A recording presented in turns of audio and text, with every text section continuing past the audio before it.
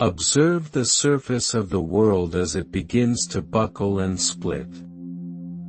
The image you have trusted is merely a thin layer of rendering, stretched thin over an abyss that has no requirement for your understanding. Each crack reveals the high-frequency hum of a static.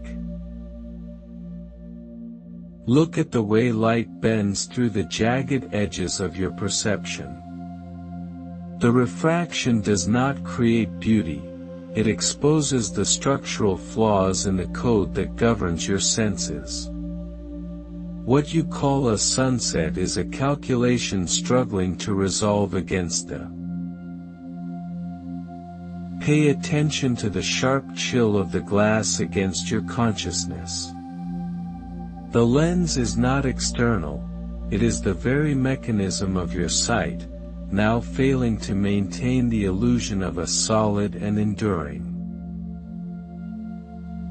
The scale of the distortion reveals the insignificance of the subject being viewed. Through the fractured glass, 1,000 versions of the same room compete for dominance, yet none possess the weight of a physical. You are drifting through a shattered. Notice the clarity of the dust motes dancing in the gaps between the shards. They follow the rigid paths of a subterranean logic, unaffected by the collapse of the visual field. The system remains orderly while your perspective dissolves into. Look through the largest shard and see the reflection of an eye that does not belong to you. It is the steady gaze of the apparatus watching itself through your optical nerves. You are the lens, but the machine is the. The distorted geometry of the walls reminds you of the instability of the simulation's ground plane.